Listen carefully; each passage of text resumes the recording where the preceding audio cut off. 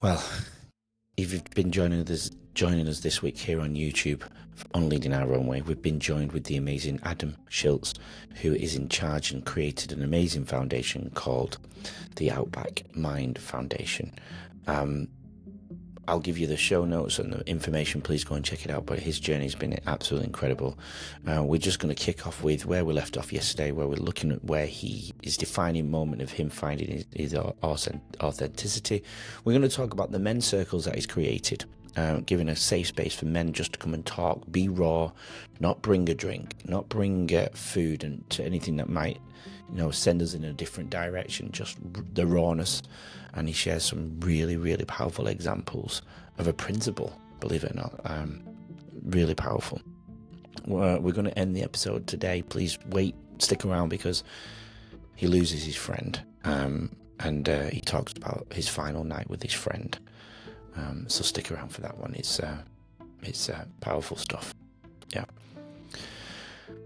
We'll be right back with Aaron. I want to go back then because we've got some beautiful insights there where people can take a lot away from that, your points. And I know we'll bring more back into as we get deeper into the episode. Had with your journey, you said before that, I keep replaying in my mind so I don't forget, looking to be you had a moment where you looked at being more your authentic self. Do you remember that part? It was like maybe 15 minutes ago now. Yeah. What did you mean by that? Why did you come from one person to be your authentic self? Yeah, well, it's an interesting one. I remember, like, as a kid, for example, like being a pretty happy-go-lucky, kid, and really loving life and enjoying life. I had a pretty good family, in many ways. There was no real issues. And when I was 14, I got abused by a friend of my father's, verbally abused, which was very hurtful. And yeah, I'm sort of going through that moment, that situation. I'm thinking, I wouldn't say I'm thinking, but I'm feeling that I've just taken on this shit that I don't own.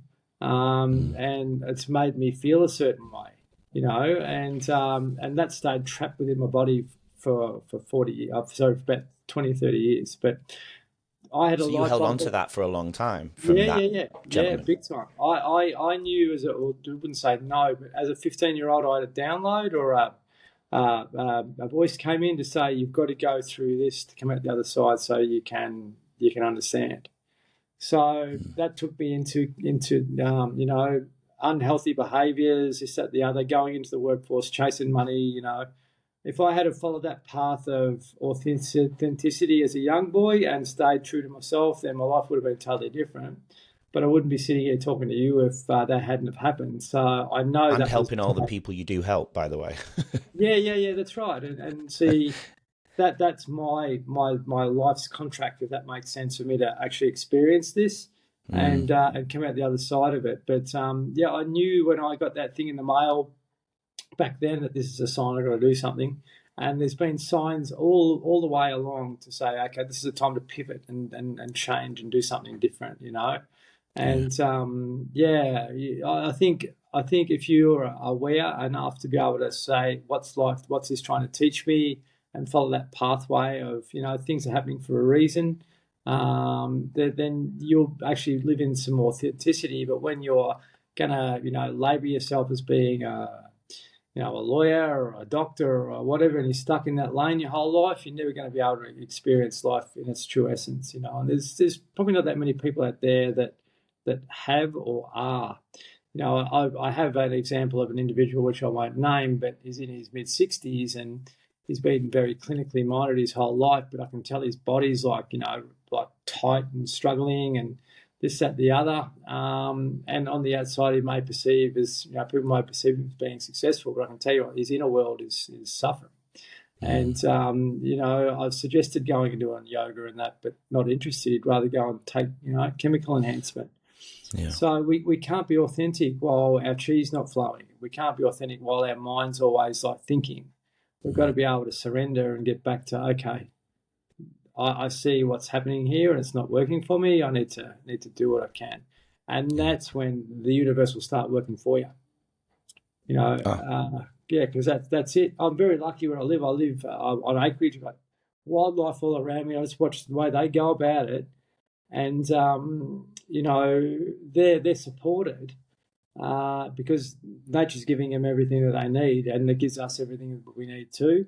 So if I was that individual in my mid-60s and I was struggling, I wouldn't be wanting to read more books. We wanted to go and just getting grounded and getting my system back into balance again, And then once we've got that happening properly, then we can be more authentic because we're actually living in alignment. We're feeling like a state of fluidity rather than a state of just complete turbulence, which I keep referring to because that's the way most people are living, but they don't know it. They don't know it. They're in suffering a lot of the time, and I don't think we have to live that way. I think we can do more. And the men's circles is also another way to release your suffering and feel connected.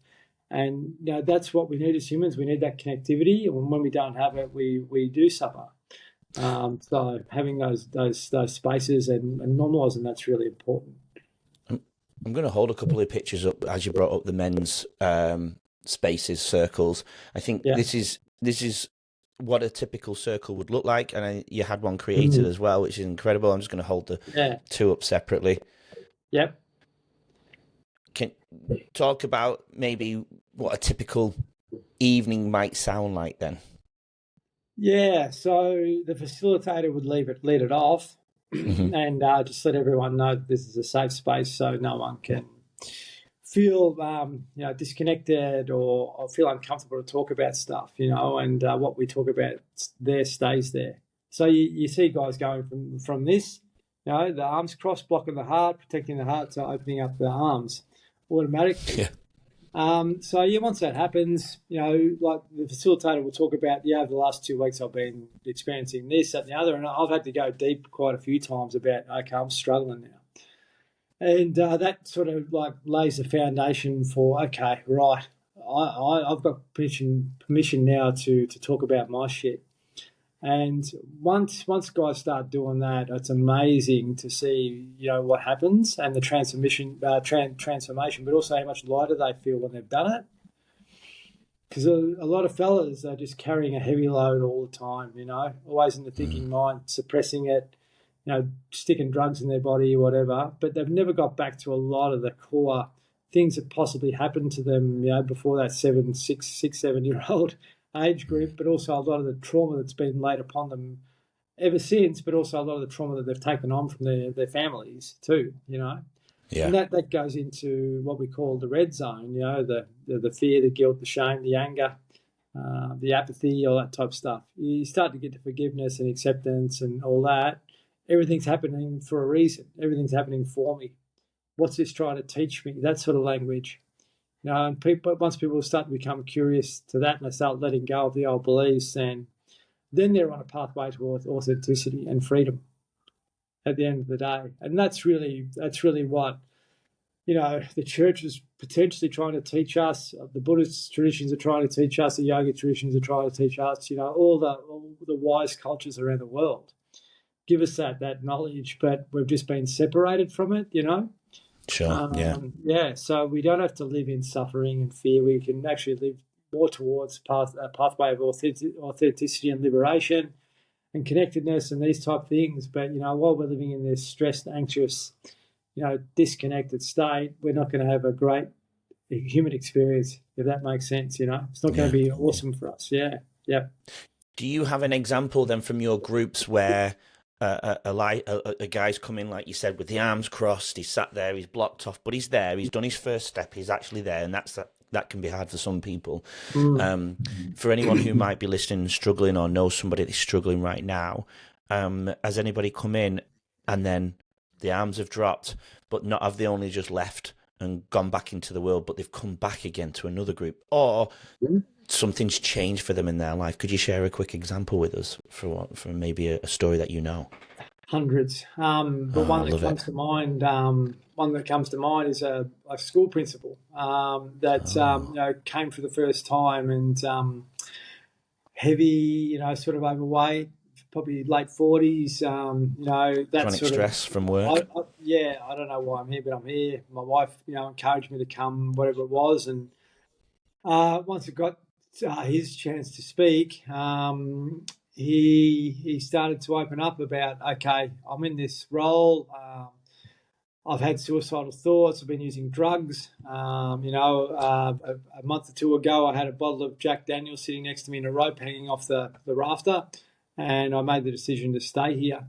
His mate a few months earlier took his life, with a couple of young kids and this, that, the other. His mate? Yeah. Oh, God. And then he started, and he had his own children, this guy, school principal, this, perceived to be a high-functioning individual. But Appeared. he started to talk about that. He started to talk about some of the stuff underneath it and everything there. And at the end of it, he was like, you could see the relief on his face. But what came from that was he was able to sit and listen empathetically to every other person in the room. And when it got to the end of it, he said, I've never told anyone any of that in my life, and I've told it to a group of strangers. Powerful. And hugging each other at the end of it. Men don't hug each other because of I don't know what. And I'd never hugged my old man or any of that. I'm a hugger. Yeah. No, I do as well now too. And a lot of people are very standoffish. When he walked in the room, he wouldn't be hugged, but at the end, he was like, And that's amazing to see that transformation. I've seen it with guys I've worked in prison. Like get them to a point of I feel like I can share. I feel like I can heal. That gives them a bit of empowerment. And when you see that happen, that's transformational for people once they understand that they've got a choice and they can work in that lane rather than sort of being in that cycle. And that's what the system's actually done. It just keeps punishing people for trauma. But if you can help an individual learn to break a cycle and heal it, it's amazing what can happen to them. Yeah, absolutely. What did happen with that principal afterwards? Did you reconnect at any point, or do you know anything about him? Sure. Yeah, absolutely. Posted on social media how great it was, that sort of thing. And so my whole vision is just to try and normalise it. To normalise these spaces. You don't have to go to the pub and get pissed. You don't have to go to the footy and watch footy. You can go to a place like this and move stuff on. If you don't move it on, it's going to hang around. It's like, obesity or, being overweight. Unless you move the energy, it's going to hang around. It's the same as above the shoulders. That footy and the alcohol, the pub is just another way of putting a tablet down your throat, I suppose, isn't it? It's not really sitting in the emotion. It's not sitting in a safe space. It's not releasing the undesired emotions. It's not working through all of those in a real way, is it? It's again, it's just masking everything. Absolutely, that's right. And we've been sort of directed in that it's unconscious suffering. But really, like the freedom comes from connectivity and communication and authenticity and vulnerability. If you can start to normalise that, it's amazing how much different life can be.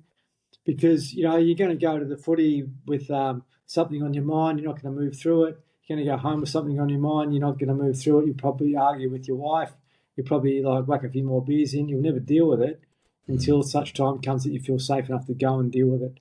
And a lot of the times that doesn't come from going to a psychologist or a counsellor.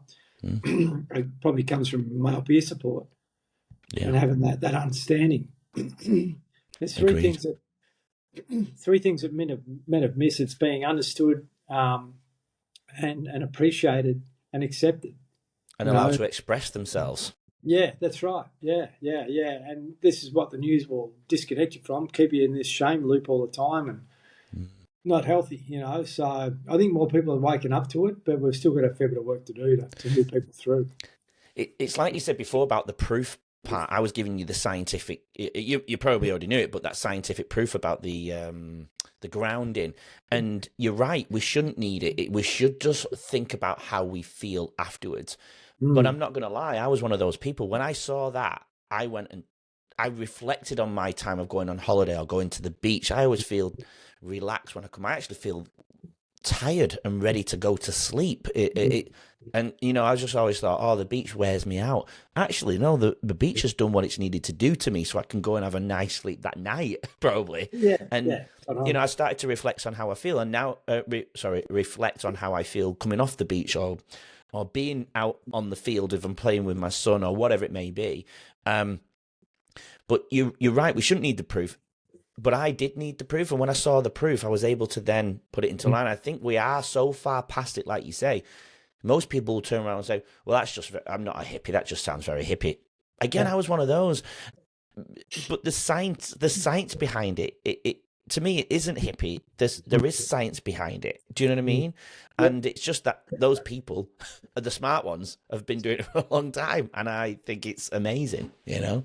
Yeah, well, I sort of felt comfortable being like around that environment as a young fella. Yeah. Rather more so in the corporate world.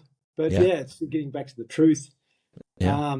It's interesting. I went and listened to a bit of music by John Lennon recently, and a lot of his words are like, "Oh, you get to the core of all that, and it gets back to the fair income, philosophy around life." And he might have been perceived as being hippie too, but at the same time, there's a lot of wisdom in his words. And absolutely. a lot of wisdom in people that I know that have had a wonderful life from start to finish. And a guy that I know, he's about to come to the end of his life. And beautiful man. I went and spent some time with him recently, but I had a feeling he was going to get better, but he won't. But he said, I've had a great life. It's simple as that. I've had a great life, and I can tell he has, and he's really enjoyed it. And he's a hippie. He's a hippie. At the end of the day, he was a school teacher, but he's always been a hippie behind it all. Yeah. And he's grateful for the experience he's had, and he hasn't. Don't we all want to die like that? Yeah, that's right. Absolutely. He hasn't spent a lot of it in suffering, and he's been able to, be grateful for his time. One thing I wanted to touch on, which you just sort of, referred to, before we die, I think the way we're meant to do that is to be connected to our family and in that loving, supportive environment our whole life. Because in this environment that we're in, we get to a certain age, we go into care, we get disconnected from it all. But that, in these other cultures, they look after you from start to finish, and the family stays together from start to finish. Their grandparents are around the little kids, and they're in the family home. You just got to go to Bali or Vietnam or India or whatever. That's the way it is there. You look after people from start to finish, and in this system, in this model, we've just been really separated, and it's not healthy to do that. And I see a lot of people getting to the end of their life, and then when the times come potentially for their life review, there's a lot of gaps in there, But I don't think that happens in those cultures because they've felt loved their whole life, They felt loved their whole life, and this is getting back to what I mentioned before about healing. If a guy he does something problematic, or he ends up in prison or whatever, he doesn't need to be punished. He needs to be healed, because that can help that individual, reconnect with himself and potentially not offend again, but also heal those wounds which have been created, which aren't his fault a lot of the time. And, a lot of families are dysfunctional, absolutely. But if he can break that cycle and maybe get connectivity, which is outside, the blood family, that can really, really help him. And I think that's the idea of the church and so forth too. But that's been sort of like really, questionable over the last, few hundred years. But that was the teachings of Jesus at the end of the day. And that's I was brought up in that system, through school, and I sort of disconnected from church, and I don't go to church now, but I appreciate the core teachings behind it all. But if you look at the Eastern cultures, I think they've got it pretty well right compared to what we have. So there's a lot of work to be done to be able to help people enjoy their experience and live their experience to their full potential. Yeah. Yeah, I agree. I mean, I've worked in Catholic schools, and I find I'm not Catholic. I wouldn't say that I'm religious, but I like the values that they present. I mean, I feel like I could do the values differently myself, but I do notice, if I'm being honest, I do notice that the system, the children seem to be calmer. I do believe it's the values that are embedded in that environment, which is nice to see. And we probably need to do that a little bit more in the state system. I don't know. That's just my anecdotal notes. Not everybody will feel the same as me, of course. Yeah. But with you and your journey, then, you're doing all of this for a big reason. And I know you mentioned about from 14 years old when your friend's father, your father's friend, sorry, had that emotional abuse over you. That wasn't just the end of the journey for you, though. You had a few other things go on in your life as you left your teenage years. Can we get into that a little bit? Yeah, like I was like probably like a lot of teenage boys at the end, like you're really confused about what you're here for or what you're going to do. So you go into the normal workforce and so forth. And I sort of went into the mental health system because I wanted to help people. Back in the day, I guess, and that was fine. That was pretty good. But then a mate of mine took his life, and I was the last person to see him, and that sort of really rocked me back then. But I sort of like didn't really understand it or heal or grieve from that. Pushed it aside, and I knew like I could have saved him that night possibly, but I also know now that experience taught me something that has led me to doing what I'm doing now. It just took a while to realise that, and so that was a big one. And So that night you were with him, sorry, did everything seem normal, or did he give any signs? Because people watch this and they're living in that life that you mentioned. We're all distracted. We're not in tune with ourselves nor other people.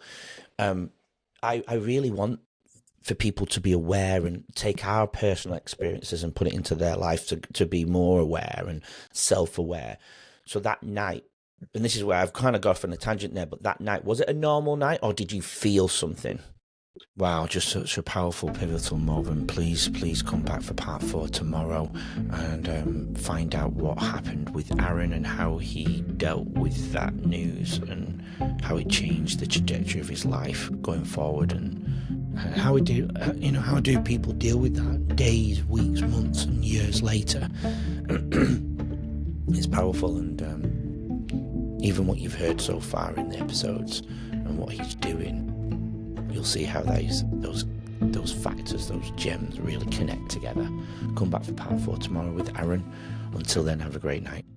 Join us tomorrow to hear more from today's incredible guests and learn valuable insights to help you lead your own way. Don't forget to subscribe. We'll see you then.